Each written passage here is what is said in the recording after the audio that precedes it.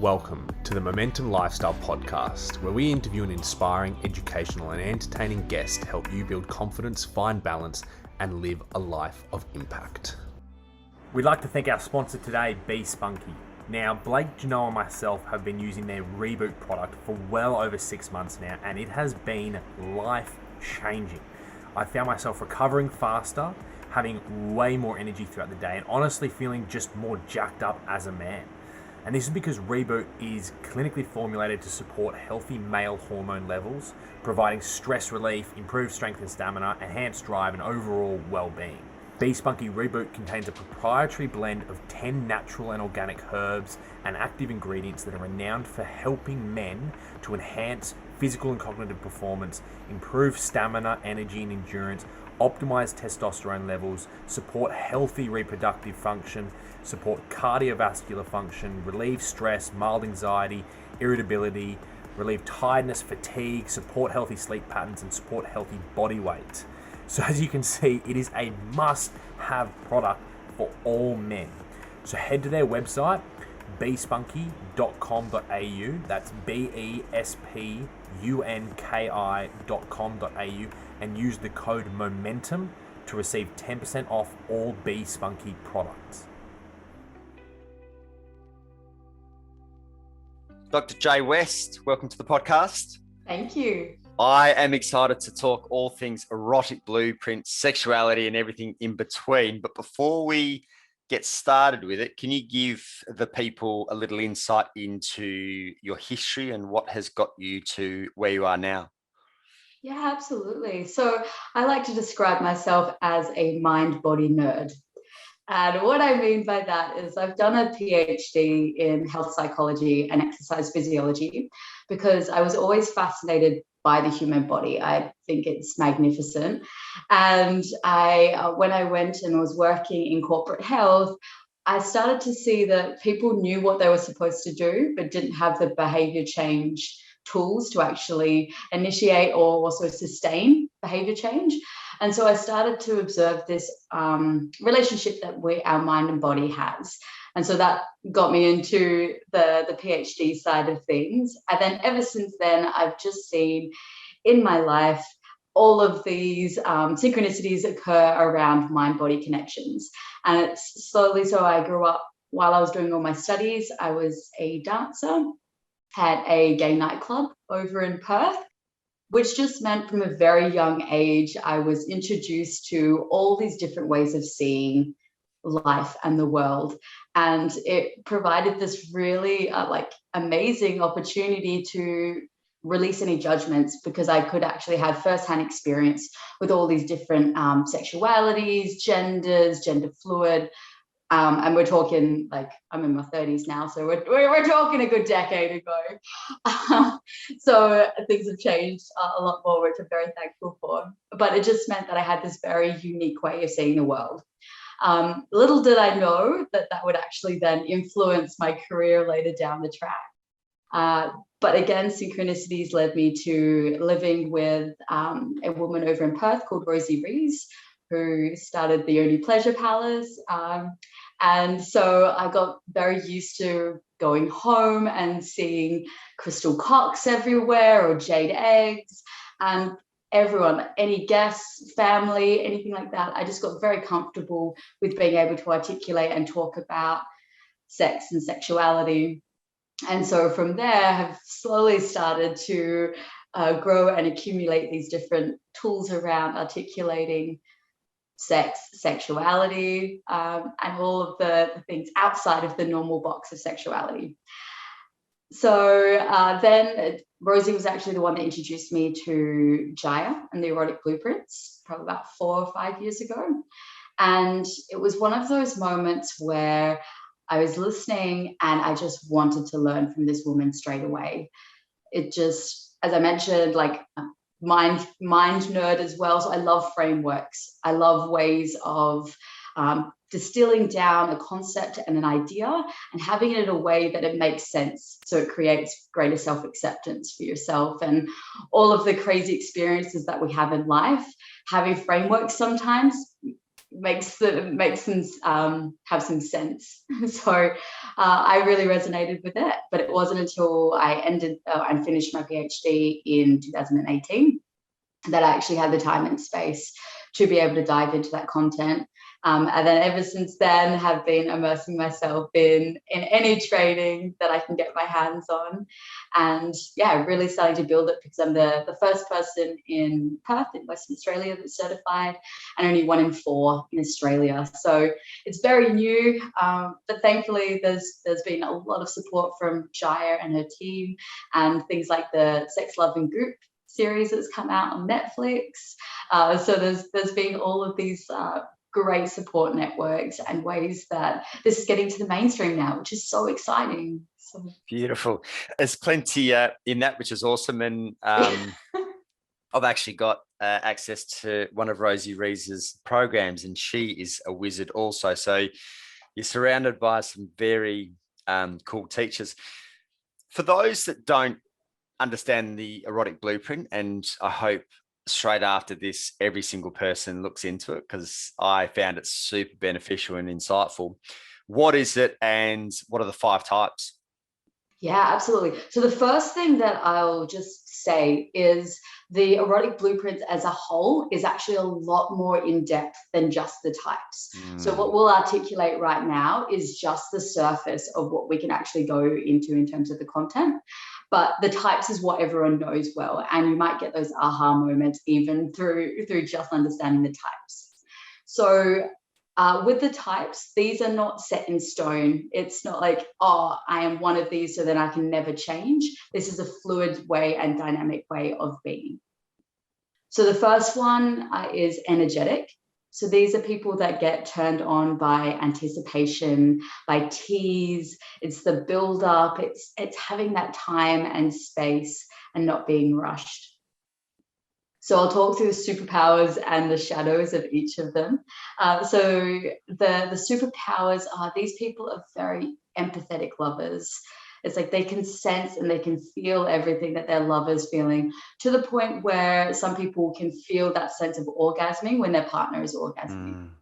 And another thing I'll say with the superpowers, you're not failing at the blueprint if you're not getting all of them. It's just something that's maybe a little bit easier to access for some of these blueprints. The other thing is they can feel pleasure without even necessarily touching the body. They can feel energy moving, or they can consciously move it through their body and use that as a way of building that arousal. It can be even the subtlest things, like the air brushing across your skin can feel that sense of heightened arousal. The shadow aspect of an energetic is that if someone comes in too intensely with sexual energy straight away, it's like a short circuit. It's like, whoa, that was too much, and can close down. The other thing that can happen is early on in life, the energetic can, because they're so empathetic, feel the pain and the hurt of someone else who's maybe tried to instigate sexually and trying to connect. And because they've felt that hurt, then saying no to people is very hard. And so they start to blur this boundary between yes and no, and can't affirm themselves well in their boundaries because they're too scared of hurting the other person. So boundary work can be very important for energetics to really reclaim what is their yes and what is their no. The second blueprint is your sensual. So sensuals are the people that will be wearing delicious furs, they'll be moaning when they're eating, that I'm even like touching myself at the like moment, putting my hands on my body. It's very tactile. And that's because the superpower of the sensual is that they love to immerse themselves in all of the senses. It's like the people that you'll walk into their house and everything just looks stunning, and they'll be wearing beautiful silk clothing and have that grace to them. And it's because that one of their superpowers is that aesthetic beauty. Like they like the space around them to reflect that beauty. The other superpower is it's not necessarily about an end goal for a sensual. It's very much connection based. So they really value connection and relationship with another. So cuddling on the couch for an hour is just as intimate for them as maybe penetration. The shadow aspect of essential is that if they're in their mind, they're not in their body, they're not in their senses. And so it's separating them from their pleasure. So that can either be externally driven. So say you're playing music together and a song comes on that you really don't like, and the mind just starts to get distracted of, oh, that time when that song was playing and, you know, things went terrible, or where it is just distracting you. Or it can be internally driven. So being self-conscious about what your body looks like, or like, wow, he's been down there for a while. Am I supposed to be coming? Or the pressure that we put on ourselves. So both remove us from our pleasure. Your third one is your sexual. So sexual is how we stereotypically see arousal, is that very simplistic penetration based, what we see in porn and mainstream media. But I will articulate that doesn't mean that it's superficial. So what sexual means is that you're just really in touch with your desire. You know, you're really, they can go from 0 to 100 so quickly. It's just, they are so in love with the physical form and sex and everything erotic. It's just that feeds a sexual so much. Can be a lot more visual based. So that's why things like porn can be a lot more attractive for asexuals. They want those visual cues. So in terms of shadows, though, they can get very confused about why there needs to be all the bells and whistles, or, you know, why there needs to be so much build up, because attraction for them is like, oh, well, don't you find me as attractive as what I find you? And there can be that self-criticism that comes up without the awareness of maybe it's just a different wiring. And so that can create impatience, and also can create a feeling of rejection a lot quicker. Especially if, sexuals can have a very high sex drive as well. So if your partner or, you know, someone you're engaging with is not wanting sex as much, it can be taken a bit more personally. Your fourth is kink or kinky. So what I love about this definition is Jae articulates it as anything that's taboo for you. So for one person, that might be they've grown up in a religious family, and having sex before marriage is breaking the rules a little bit, or the status quo. So there is a little bit of that, outside of the norm for them. Versus for another person, it might be your BDSM, your Shibari, and how we stereotypically see kink. We can also separate kink into two things. It can be psychological. So psychological being role play, power plays, erotica. It's very creative. So one of the superpowers of kink is they're so creative. It's just sexuality is a playground for them, and they just want to try all of the different activities. It can also be physical. So this is when you're actually getting aroused by the feeling of like constriction, say for example with Shibari, and you've got ropes tied around you, or you're being pinned down, or some of the spanking and paddling and toys that you can play with as well. So why I like to define the two different ones is quite often when people, especially if they go to do the quiz, Jae's quiz, they can sometimes come up with kinky, but they see kinky as maybe how we stereotypically see it, as just the physical part. And it might be only the psychological part of kink that you're actually aroused by. So there are those differences there. The shadow part of kink, though, is a very high predisposition to shame, because there's so much of that judgment and that stereotype around what kink is, that can sometimes mean that they don't even articulate what they actually want or what they desire. One of the superpowers I will say, though, is when someone has claimed their kink aspect, they are very, very good at consent conversations, because they're having to articulate that all the time and really find where their own boundaries are, soft and hard boundaries, and be able to communicate that with their partner. So that can definitely be a superpower of theirs. The last type that we have is shapeshifter. And this means that you use all 4 pathways as an arousal pathway. So in terms of lover, they'll go for hours. They just want to have fun. They want to play. They want to explore. But the shadow aspect of that is that if your partner is only strong in one of or two of the other blueprints, you can sometimes compromise and only feed those two blueprints. And then there's a part of you that's actually still craving to be fed.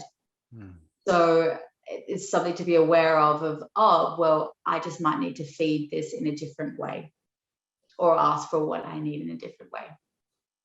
So there are your 5 types. I love even just learning the types. I find very fascinating. And when I first heard it, I was like, oh my gosh, that makes so much sense. This connection that I had with this person, or this is how this person was instigating sex, or this is how I instigate sex. And it was just very fascinating. I completely agree. Hence the reason I've got you on the podcast. Would it be fair to say, and this is obviously a very loose generalization, you'd find more females sensual and more males sexual? Great question. And I love this because I actually think when we're born, we're all shapeshifters. So we actually have endless possibilities.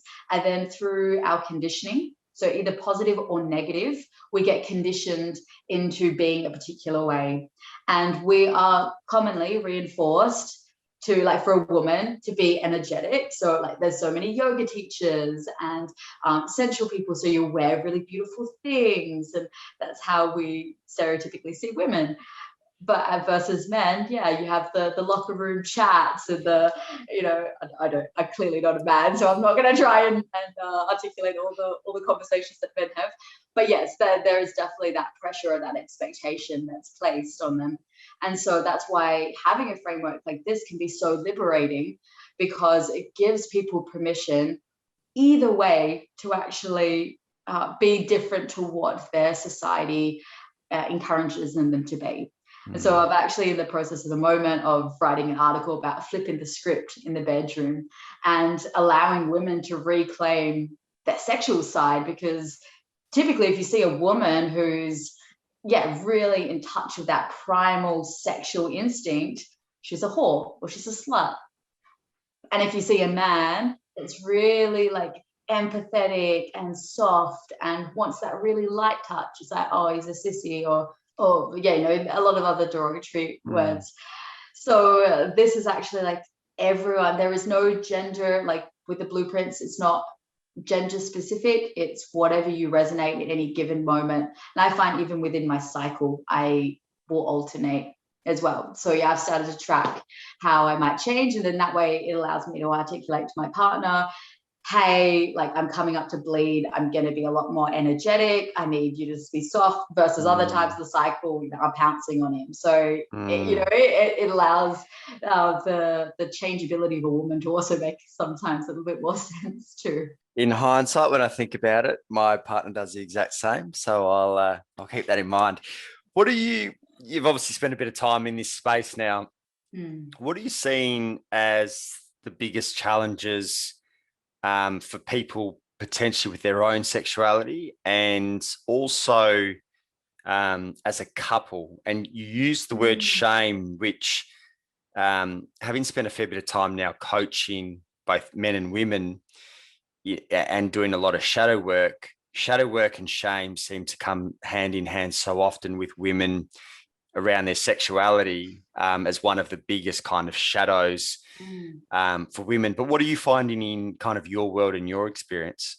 My mind is going in so many different tangents. So the first thing that came to mind comes to the relationship dynamics.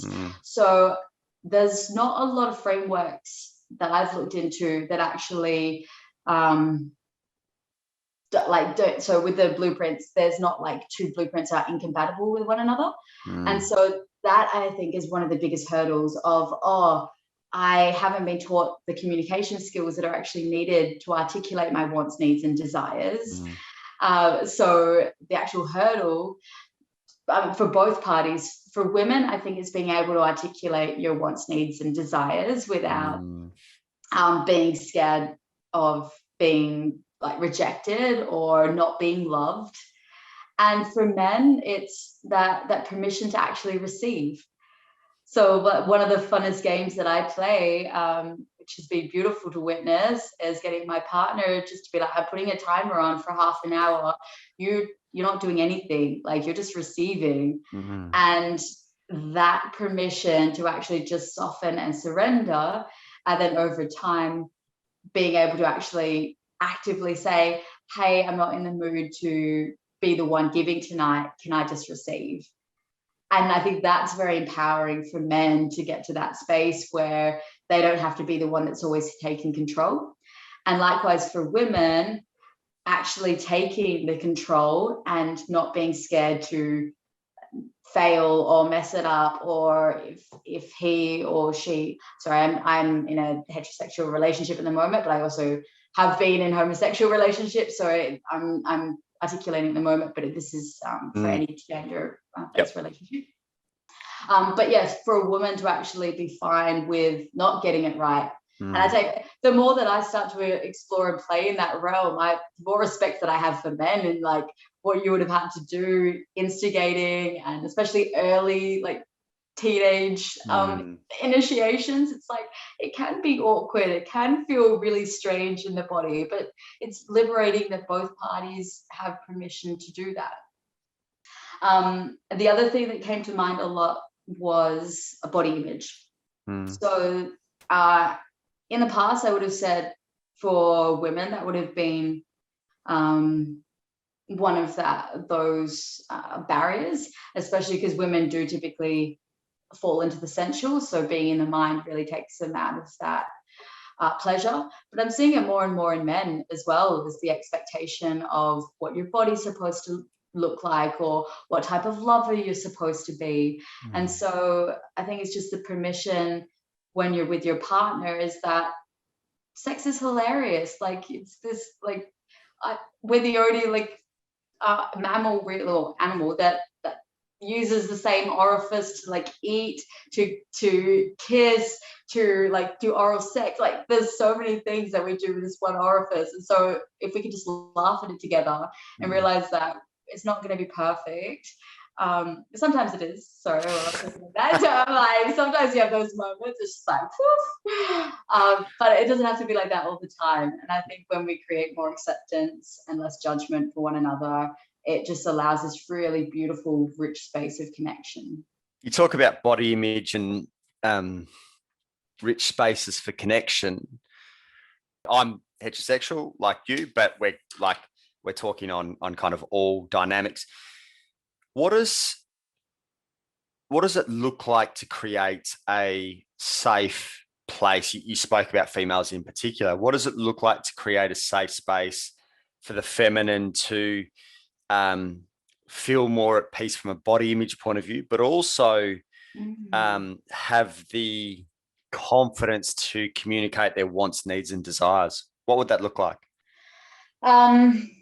Big question. So I will say behavior change occurs when people are willing to do the work themselves. So I don't think it should be put on anyone else. However, having the support of the people around you definitely helps. So the first thing is, I think, rewiring our connection that we have with other women, because there's so much more of this competitive nature that comes out these days, or this way that we're supposed to be as women. And actually taking that moment to really celebrate each woman uniquely as they are. I had the opportunity recently to co-write, produce, and perform in a show called Pussy.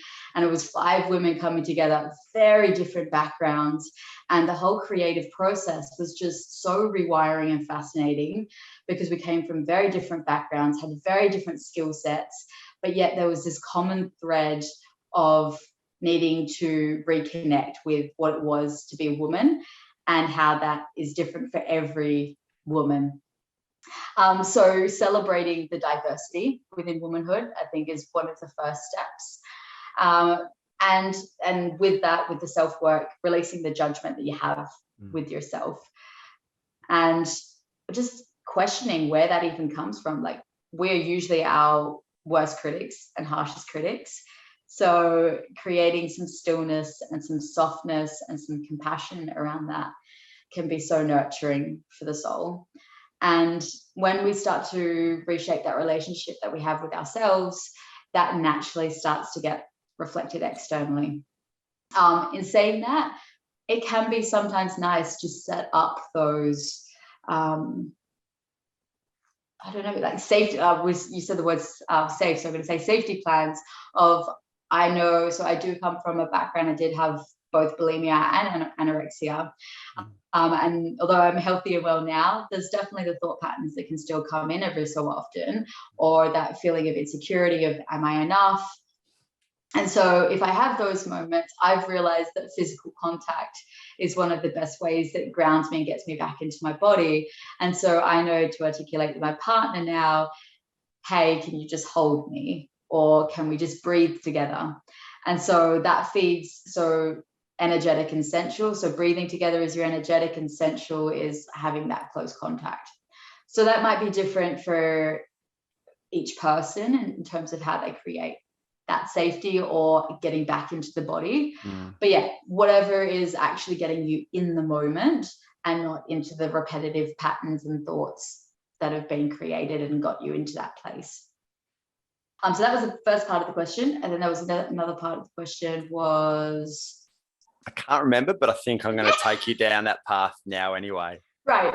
When it comes to sexuality and pushing the edges of what you're used to and potentially the boundaries in which you've played in, what does that space look like? So we use the word safety, which is a big piece. What does that look like, and how, again, would someone create the safe place? What do you see, I guess, as characteristics and traits that create a safe and healthy environment to explore, and what potentially does the opposite? Yeah. So first thing is, I think, articulating your intentions and what, like, the expectations of what's happening. So we do something called sex labs, which is that time to actually get feedback from one another. And that way we separate sex labs from actually just having sex or having our time. So in that way we have this safe container. It's usually guided by a particular time frame. So it might be half an hour, for example, like I said before.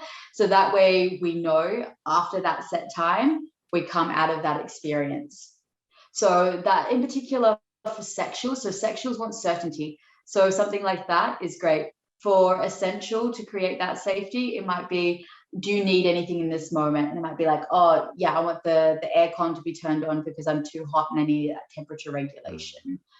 For the energetic, it might be, I just need to take a few breaths together. So actually asking the question, is there anything that you need right now? And making sure, even if you have to ask that a couple of times, because sometimes the natural go-to is like, oh no, I'm fine, I'm good. And actually go, okay, I've heard you. Are you sure there's nothing that you need right now?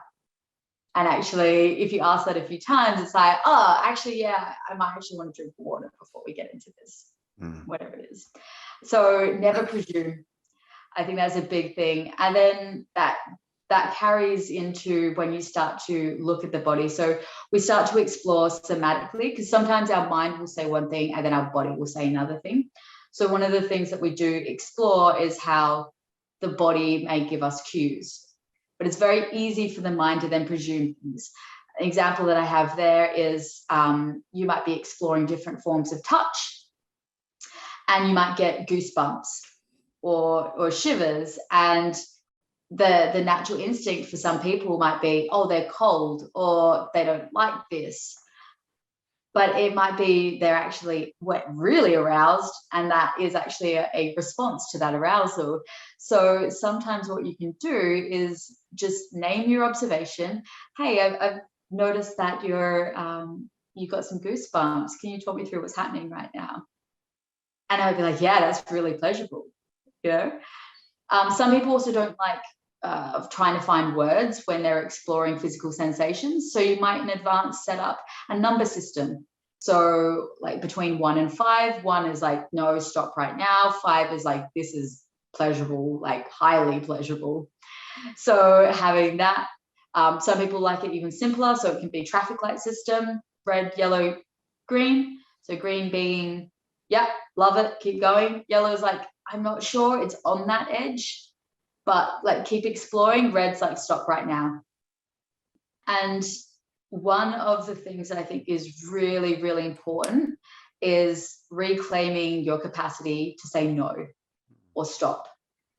And sometimes just even purposely trying to get to that edge, because as soon as you've said no once, it's like this muscle that you've built up. It's like, oh, it is safe for me to say no, and I'm not going to hurt my partner's feelings. So that's why having the container of a sex lab is really important, because you're actually primed to be like, oh, okay, I'm going to get some no's. I'm going to get some, oh, that doesn't feel so great. And that you can celebrate that together, versus sometimes when you're intimate and in that moment and you get a, oh no, it's like, there's a part of you that hurts. It's like, but I'm trying, like, you know, so it's like separating the two sometimes then allows you to then be more free when you do come into that rich connection. The other thing is creating spaces external. So we've got sex labs, but another thing that I do is I guess a little checklist or a sheet that goes through a whole heap of different activities within all of the different blueprints. And there's a column that's do to others and then to receive. And there's 3 options. It's want to, I will do, I don't want to do.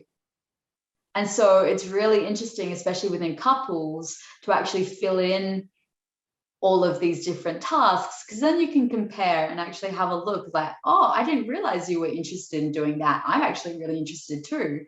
Or maybe something that you've been doing for years, the other person's a bit like, like, you know, so we don't actually ask for that feedback that much. We kind of can go onto autopilot sometimes. So having that checklist where you can talk things through and see what you want to explore as a team is so liberating, so much fun.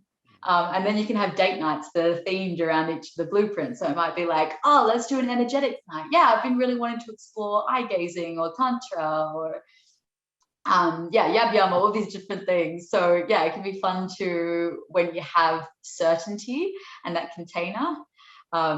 And communication, you know, that's the greatest way to create safety, I think, is the communication piece.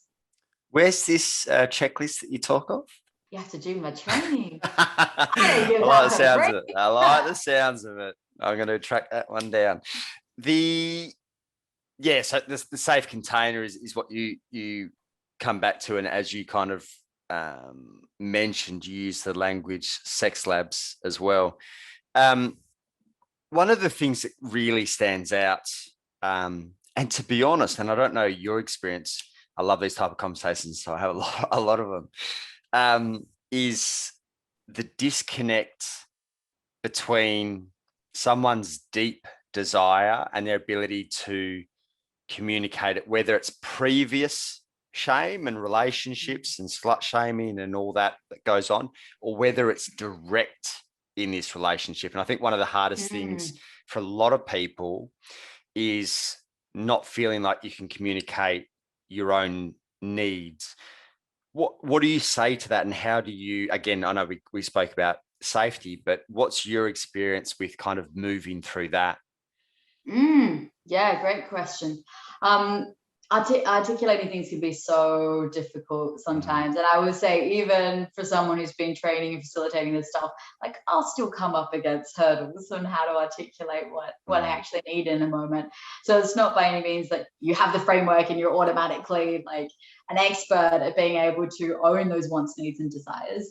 But I think we do something called cheeky check-in, which every 3 months we have a relationship check-in, and it goes through different categories of like relationship, self, celebrations, like as a couple, just to be able to celebrate one another. But then there is the sex challenge or sex area that we get to revise every 3 months. And that's that time and space to actually go, hey, this has actually been picking up my interest. And I'd love to check in with you about it. And that might be, that's not really for me. Or it might be like, oh, okay, like maybe I just need a bit more information. And so one of the other aspects of the blueprints is something called the states or stages. And so I'll just go through them very, very quickly because it'll give context to answering this question. Sometimes we're in a resting state, so we're not wanting to actively engage in sexual energy or sex at all. Your second is your healing stage. So healing is when we are emotionally, physically, mentally healing. So maybe you had a baby, for example. You're not necessarily going to want to go straight into it. Some people do. So that's the differentiation between resting and healing, is you can still be sexually active when you are in a healing phase. And you might be using your relationship to purposely heal communication wounds and things like that. Third is curious. So this is when we're actively learning about something new, but not acting it out yet. Adventurous is the next one, where we're actually giving it a go. We're on the court, we're giving it a go. And then the last one is transformational, where we are seeing sex or using sexual energy for something higher than ourselves, or getting curious around that. So why I just wanted to say this very quickly is sometimes when we're trying to communicate or articulate our wants, needs, and desires, it's the miscommunication can arise when the other person doesn't have a full understanding of what you're talking about. So if I just went to a partner and was like, oh, I want to start exploring Tantra, like they could have so many like preconceived notions of what it is, but actually not understand. So it might mean actually going into exploring the curious phase together of, hey, like, let's like watch a few videos together, or let's read some things, and let's just be a team in this and just explore. If we get to the end of trying out a few things and it's a no, then it's cool. Like we don't have to go into the adventurous phase together, but let's like try this as a team together. So one of the things that I definitely recommend is, although it might be your wants and your needs, make it as a team. Like at the end of the day, you want pleasure for one another. So it's about enrolling the other person in that experience of exploring something new together. And that can be so liberating and so much fun as a couple. And it can be, in my mind, sometimes it feels like that teenager again. It's like, I don't know what I'm doing, but at least I've got someone by my side to actually like not know what they're doing as well. It can be very bonding in that regards. I had another point with that and I've completely lost it. That's okay. I can take you down a path. So one of the things that connection, intimacy, sexuality can be amazing for is healing self, relationship to masculine, feminine.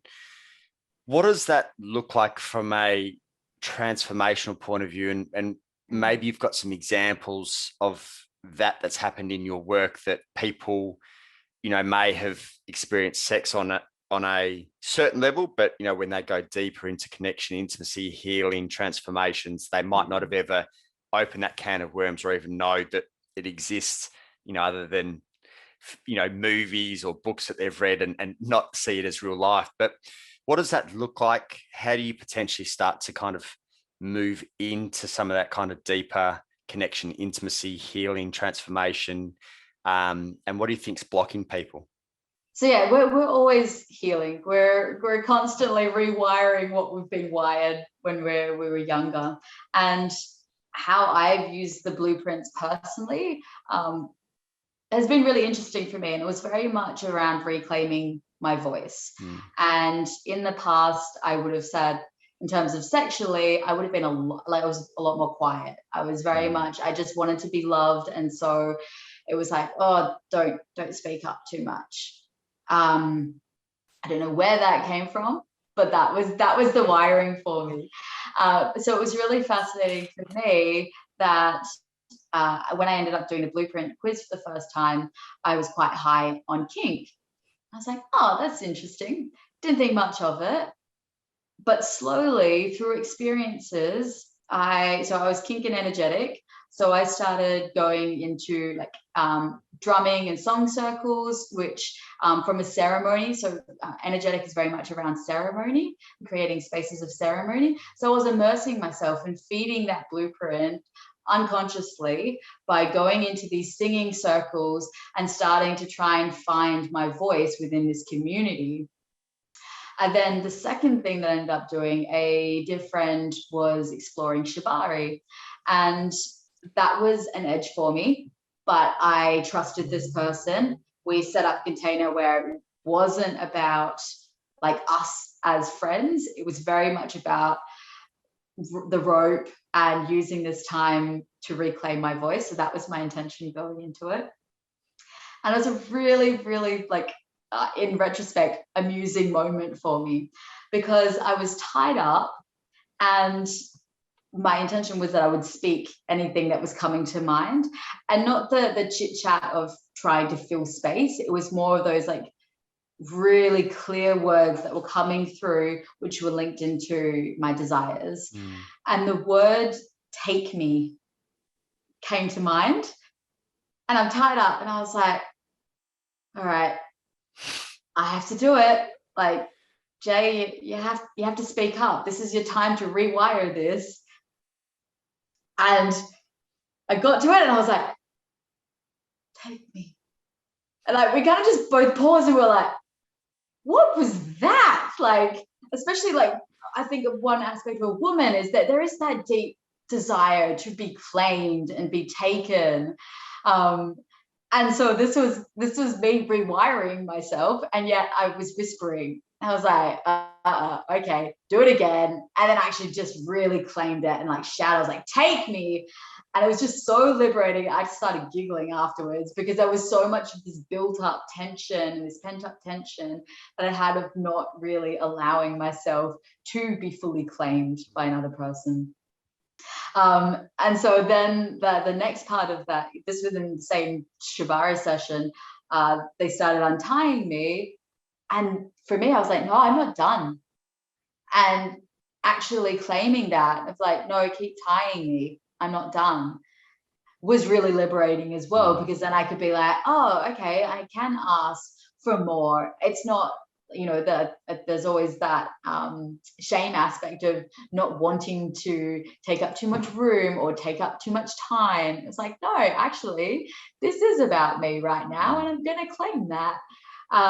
And so I didn't like, I knew little bits of the blueprints, but now in retrospect, I was like, oh, I was using energetic and kink to actually heal that pathway of reclaiming my voice.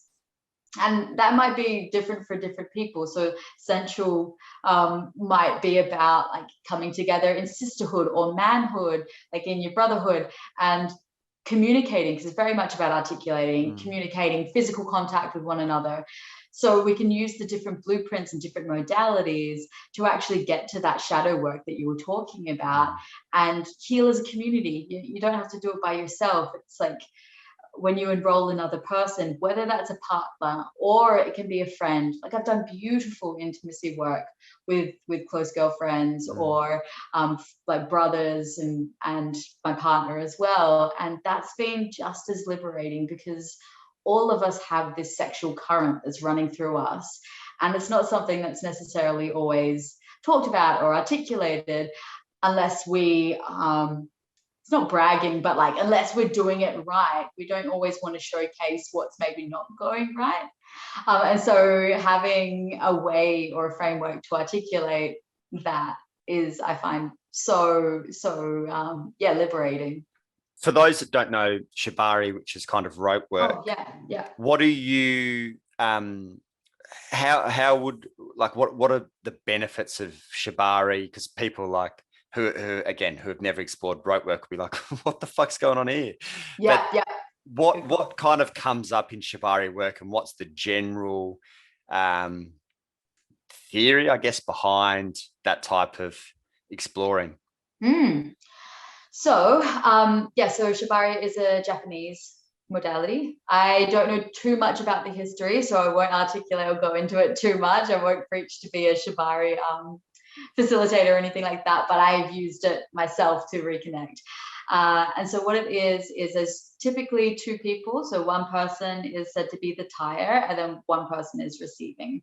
And so they are specific knots that are done to constrict the body in different shapes and different ways. And it really gives that compression sensation or constriction.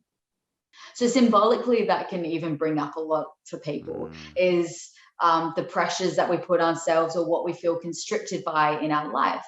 And so for some people, they can actually imagine certain people, certain situations, certain ideologies actually being the rope and being able to liberate themselves from that or use that to find pleasure. And the most empowering thing is when you would look at a scene where someone is tying someone else, it's quite natural to think the person that's doing the tying has all the power.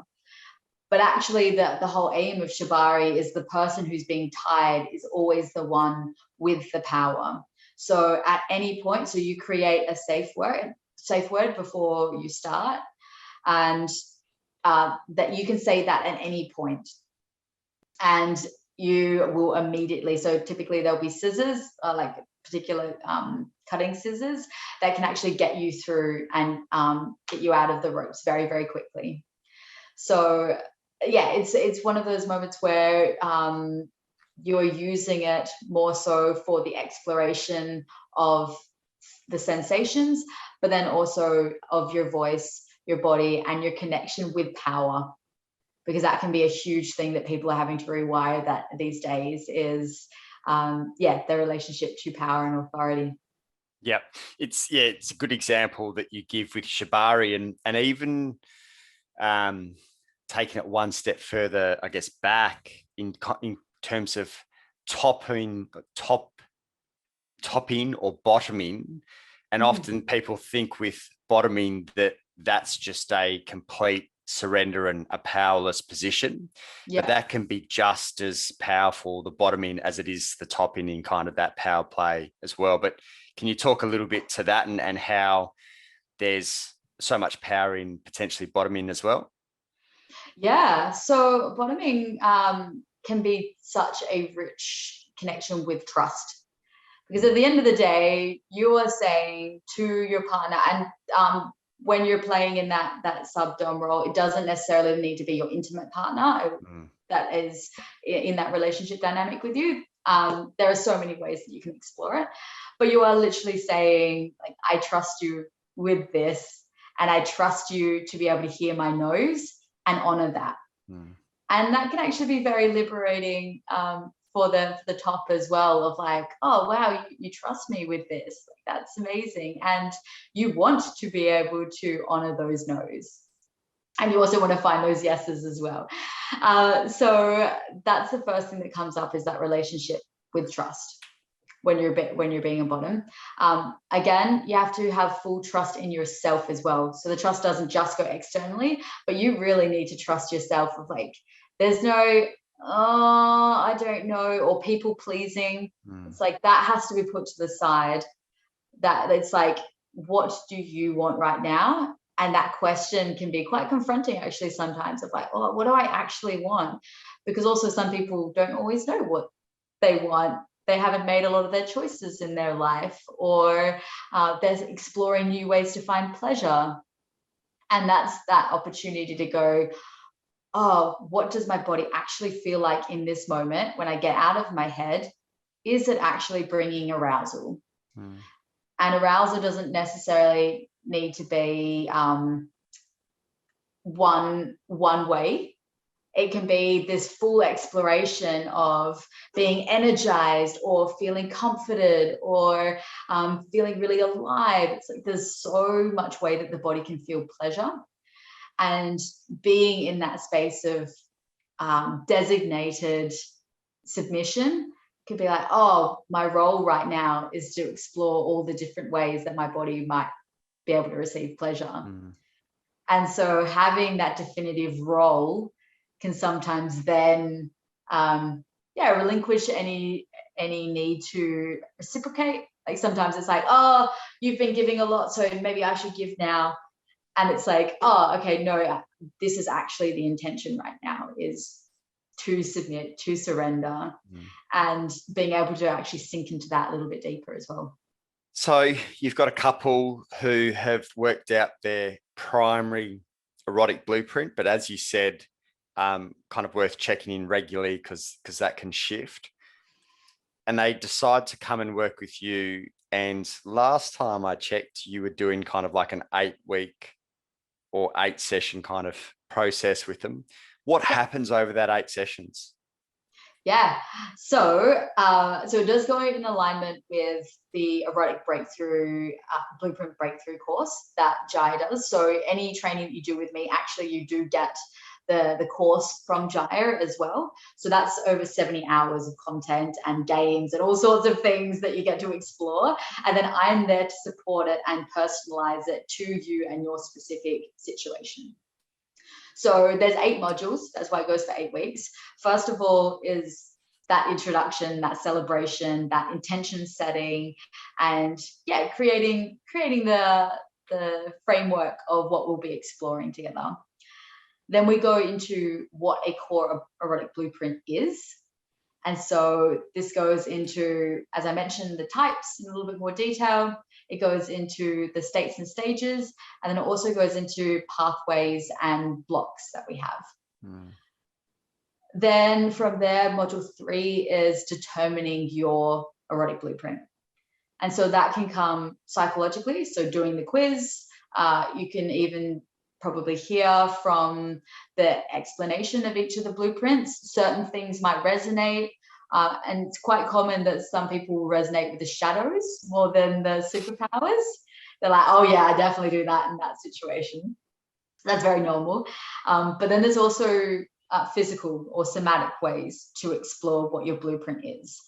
Because sometimes, and this has happened to me, we have a judgment and we don't realize that our body is surrendering or wants to surrender to that. So the example that I give is I always thought that I was energetically wired. Now that I have a language to articulate it, I didn't obviously know the language beforehand, but I would just want that soft and sensual touch and being very gentle. And then I was in a workshop where we were exploring different styles of touch, and someone scratched me and I just started giggling like Marilyn Monroe. It was the most like arousing, and like I was just feeling so alive. And then now in retrospect, I'm like, oh, it's a kinky, like kinky is scratching. So we do these little different sex labs and sex explorations, I like to call it, to actually see what does the body respond to when we give it full space, full time to actually let down any pre-notions we have. So module 3 is we actually step through a whole exploration that you can do with your partner. Module 4 is feeding the blueprints. So once we actually know what our blueprint is, it's how do we set up a lifestyle which encourages us to integrate pleasure into our day-to-day life. Because when we are feeling rich and whole and alive in our sexuality, I truly believe it influences all aspects of our life. And so these can be choices in and out of the bedroom. So some examples be, if you know that you're sensual, it's, having a nice oil burner burning as soon as you get home, which makes you drop into your senses of smell. Or an energetic might be, you might need to strip a whole heap of things in your household down and simplify everything so that it feels like there's more space and stillness. So there's all these different examples that I have, or different things that you can explore either solo or with a partner. 5 is speaking the blueprints. So dirty talk can be one aspect of that if you want to explore ways to articulate the different blueprints, but it doesn't even have to be about words. There's so many non-verbal cues that we can do as well. I've gotten to the point now where I just like to observe people and just see if I can pick up on what blueprint they might be in advance. And it's these subtle, like non-verbal cues. And it also allows me to, not just to my partner, but also people like friends. If I know someone's energetic, I'm going to be really present. It's usually quite good posture. and minimize any distractions, because that's going to feed that interaction, is going to feed that person. Versus someone who's sensual, I'm going to be up there cuddling and seeing how they're going, and even can see it here in my voice. It's very like playful and exuberant when we're actually in our sensual. So speaking and finding ways to articulate that. So there's some fun activities that we do in the Speaking the Blueprints module. We then go into healing. So you've mentioned healing quite a few times, and even questions around that, because there is so much work that we're all doing at all times to heal different parts of ourselves. And so this can be a combination of different things. Sometimes it's about releasing judgments that we have. Sometimes it's about gaining more information. And sometimes it is, about looking at maybe experiences, thoughts, and things that have happened in the past. I will say that if it is something that is deeply trauma related, then I'm not a trauma specialist. So then that way I do refer to people that have a lot of expertise in that area. And there's some amazing practitioners that we have. Module 7 is expanding the blueprints. And so we get to go into different activities. We get to co-create in your partnership or as a solo explorer. You get to go, okay, where am I now? Is there something else I want to start to incorporate in my life, and set up that little action plan together? The other thing when we get to expanding is you might get to the end and be like, no, I'm really comfortable where I am, but it might be just about deepening that understanding of where you are in your blueprint. Then module 8 is around how do we integrate that into our life going forward, because it can be easy to do an 8-week course, but then when there's not someone there holding you accountable, giving you homework, it's very easy to put pleasure and the connection-based things to the side because other stresses and priorities come in. So it's how do we create those checkpoints of going, no, actually, pleasure is my priority. 70 hours of homework and an 8-week course around sex and sexuality. I don't know why there's anyone that wouldn't do it. It's very fun to explore. Yeah, I can imagine. Jay, that was brilliant and super insightful around the blueprint in particular. If people want to find out more about you, working with you, the blueprint, where is best for them to go? So there's a couple of resources. So if you want to find me, I'm Jae West is my page on Facebook, and Instagram is J_West4. So they're the two easiest ways to find me, or website is jwest.com. If you want a resource straight off the bat, you can go to AussieBlueprintCoaches.com. And we've actually, so the 4 blueprint coaches in Australia have made a little gift for people. So you can just go on the website, and that will actually give you an overview of all of the blueprints again, some little tips and tricks that we have for each of them as well. So that's a little fun, free take home for everyone. Beautiful. Jay, it was brilliant. And thanks again for all the insights into the blueprint and all things sexuality. Pleasure. Thanks for tuning in this week. As always, if you enjoyed listening, please leave a review, give us a shout out across socials, or share with a friend so that we can continue to share these incredible conversations with more and more people.